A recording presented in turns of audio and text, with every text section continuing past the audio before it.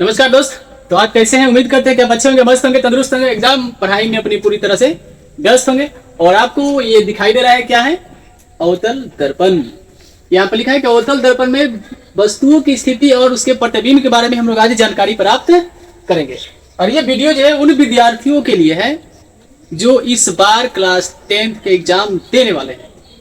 क्या है यहाँ पर देखिए, यहाँ पर सभी के सभी वस्तुओं को रखा गया है और यहाँ पर सब उसका प्रतिबिंब बना हुआ है।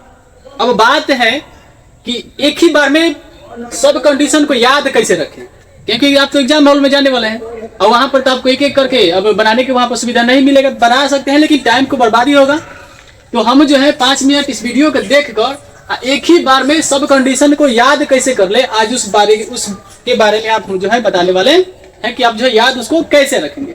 जैसे कि हम लोग जानते हैं कि ये कौन सा दर्पण है? अवतल दर्पण है। और अवतल दर्पण में ये जो आपको लाइन दिखाई दे रहा है, ये लाइन को हम लोग बोलते हैं प्रधान अक्ष। क्या बोलते हैं? प्रधान अक्ष या मुख्य अक्ष बोलते हैं। इस पर हम यहाँ पर जो अवतल दर्पण पर यहाँ पर जो बिंदु है, इस बिंदु को हम लोग P से डिनोट करते हैं, यानी इसको क्या बोलते हैं? पोल बोलते हैं। और यहाँ पर जो रहता है उसको फोकस बोलते हैं। और ये जो C दिखाई दे रहा है इसको हम लोग बोलते हैं वक्रता केंद्र। क्या बोलते हैं उसको? वक्रता केंद्र बोलते हैं। और ये जो आपको दिखाई दे रहा है लाइन, इस प्रधान अक्ष या मुख्य अक्ष, इसके ये है कि वस्तु को जब हम अनंत पर रखें तो उसका प्रतिबिंब कहाँ पर बनेगा? अनंत और फोकस वक्रता केंद्र के बीच में रखेंगे तो उसका प्रतिबिंब कहाँ बने? जब वस्तु अनंत पर रखे हैं तब उसका प्रतिबिंब कहाँ बनेगा? जब वस्तु को वक्रता केंद्र और फोकस के बीच में रखेंगे तब उसका प्रतिबिंब कहाँ बनेगा?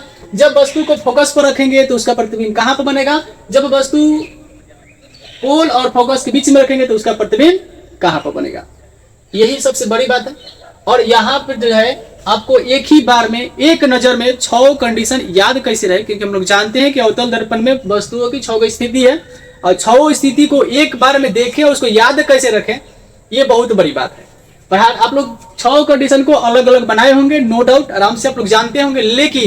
लेकिन आप एक बार में एक नजर में 6 कंडीशन को याद कैसे रखेंगे, इस तरीका को हम बताने वाले हैं, क्योंकि तरीका सीखना बहुत जरूरी है। तो ये है, देखिए अब हम कहेंगे कि यहाँ पर है, इधर अनंत होता है, इधर क्या होता है? अनंत होता है। तो हम कहेंगे कि अनंत का जो संबंध है, अनंत का संबंध किससे? फोकस से। अनंत का संबंध किससे? फोकस से। अनंत का संबंध किससे? फोकस से। और फोकस का संबंध किससे? तो अनंत से। फोकस का संबंध किससे? अनंत से। ये 2 कंडीशन आप याद रखिए। अनंत का संबंध फोकस से, कहने का मतलब है कि जब वस्तु को हम अनंत पर रखेंगे तो उसका प्रतिबिंब कहाँ बनेगा? फोकस पर बनेगा। इसलिए अनंत का संबंध किससे? फोकस से। और फोकस का संबंध किससे? अनंत से। यानी जब वस्तु को हम फोकस पर रखेंगे तो उसका प्रतिबिंब कहाँ बनेगा? अनंत पर बनेगा। तो ये देखिए 6 कंडीशन रखे यहाँ पर। वस्तु के यहाँ पर रखा गया है, यहाँ पर रखा गया है, यहाँ पर रखा गया है, यहाँ पर रखा गया है, यहाँ पर रखा गया है, यहाँ पर रखा गया है। सब पर नंबर भी डाला हुआ है, 1 2 3 4 5 6। वस्तु को 6 की स्थिति को यहाँ पर दर्शाया गया है और उस 6 वस्तु की स्थिति का जो प्रतिबिंब है नीचे बना हुआ है। अब हम लोग जानते हैं कि अवतल दर्पण में जो प्रतिबिंब नीचे की तरफ बनता है ये उल्टा होता है। क्या होता है? उल्टा। नीचे बनेगा तो उल्टा, ऊपर बनेगा तो सीधा। तब अवतल दर्पण में प्रतिबिंब वास्तविक भी बनता है, काल्पनिक भी बनता है और सीधा भी बनता है। कोई पूछता है कि अवतल दर्पण में कैसा प्रतिबिंब बनता है, तो वास्तविक भी बनता है, काल्पनिक भी बनता है और सीधा भी बनता है। इस बात को याद रखते हैं। वास्तविक, काल्पनिक और सीधा तीनों प्रतिबिंब बनता है। कौन सा दर्पण में? अवतल दर्पण में। ठीक है। तो हम कहें कि अनंत का संबंध किससे? फोकस से। अब याद कैसे करें? देखिए एक स्टेप जैसे हम इधर से इधर बढ़ाएंगे तो ये वाला देखिए, एक यहाँ पर है तो एक का प्रतिबिंब कहाँ पर बना है? 1 पर बना है। 2 यहाँ पर है तो 2 यहाँ पर है, तो 2 का संबंध 2 से। ठीक है। 2 का संबंध किससे? 2 से। ये दूसरा वस्तु रखा गया है तो दूसरे वस्तु का ये प्रतिबिंब है। तीसरा वस्तु ये रखा गया है, तीसरे वस्तु का ये प्रतिबिंब है। चौथे वस्तु का यहाँ पर रखा गया है तो चौथे वस्तु का प्रतिबिंब यहाँ पर है। 5वें वस्तु यहाँ पर रखा गया, 5वें वस्तु का प्रतिबिंब यहाँ पर है। और इस 6ठे वस्तु का प्रतिबिंब जो होगा ये दर्पण के पीछे बनता है। दर्पण के कहाँ बनता है? पीछे बनता है और बहुत बड़ा बनता है, काल्पनिक बनता है और सीधा बनता है। तो इसका तो इधर बन जाएगा, लेकिन ये 5 वस्तु है, इसका प्रतिबिंब यहाँ पर दर्शाया गया है। तो अब हम आपसे पूछेंगे कि बताइए कि अवतल दर्पण का प्रतिबिंब में जब वस्तु को अनंत पर रखेंगे तो उसका प्रतिबिंब कहाँ? फोकस पर। जब वस्तु अनंत और वक्रता केंद्र के बीच में रखेंगे तो उसका प्रतिबिंब कहाँ? तो फोकस और वक्रता केंद्र के बीच। जब वस्तु को हम वक्रता केंद्र पर रखेंगे तो उसका प्रतिबिंब कहाँ बनेगा, वक्रता केंद्र पर ही बनेगा। और जब वस्तु को वक्रता केंद्र और फोकस के बीच में रखेंगे तो उसका प्रतिबिंब कहाँ बनेगा, तो वक्रता केंद्र और अनंत के बीच बनेगा। जब वस्तु को हम फोकस पर रखेंगे तो उसका प्रतिबिंब कहाँ बनेगा, अनंत पर रखेगा। आपको सूर्य में बताएं कि अनंत का फोकस का संबंध किससे रखेंगे, अनंत से, और अनंत का संबंध किससे रखेंगे, फोकस से। बाकी तीनों कंडीशन यहाँ पर दिखाई दे रहा है। अब बात रहा कि जो ये तो है हमारा मेन, ये क्या है आपका मेन है, इसको सेंटर मान लिया, ठीक है, इसको सेंटर माना जाता है। अब कहेंगे कि अवतल दर्पण में बना वाला प्रतिबिंब सेंटर के इस साइड वाला बना प्रतिबिंब कैसा होता है, तो कहेंगे कि वास्तविक होता है। प्रतिबिंब क्या होता है, वास्तविक होता है। क्या होता है, वास्तविक होता है। उल्टा होता है, उल्टा होता है। उल्टा क्यों होता है, क्योंकि वस्तु के नीचे बना है, वस्तु पर है, प्रतिबिंब कहाँ बना है, नीचे बना है। और तथा वास्तविक बनता है, उल्टा बनता है। और तथा क्या बोल सकते हैं यहाँ पर हम लोग, वास्तविक, उल्टा और तथा वस्तु से छोटा बनता है। क्या बनता है, वस्तु से छोटा बनता है। तो बात याद रखें, सेंटर है ये, वक्रता केंद्र के इधर वाले जितने भी प्रतिबिंब बनेगा सब वस्तु से छोटा, वास्तविक और उल्टा बनेगा। क्या बनेगा, वास्तविक बनेगा, उल्टा बनेगा और वस्तु से छोटा बनेगा। लेकिन जब कोई वस्तु वक्रता केंद्र पर रहेगा तो उसका प्रतिबिंब जो होगा वस्तु के बराबर बनेगा। क्या बनेगा, वस्तु के बराबर, वस्तु के बराबर, ठीक है, वस्तु के क्या बनेगा, बराबर बनेगा, वास्तविक बनेगा और उल्टा तो बनबे करेगा। उल्टा इसलिए क्योंकि नीचे है, तो उल्टा भी बनेगा, वास्तविक भी बनेगा, लेकिन बराबर बनेगा। और वस्तु के जो वक्रता केंद्र के जो इस साइड में प्रतिबिंब बनता है, इधर जो प्रतिबिंब बनता है वो ठीक इसी तरह से बनेगा, लेकिन इसका वास्तविक तो बन ही रहा है।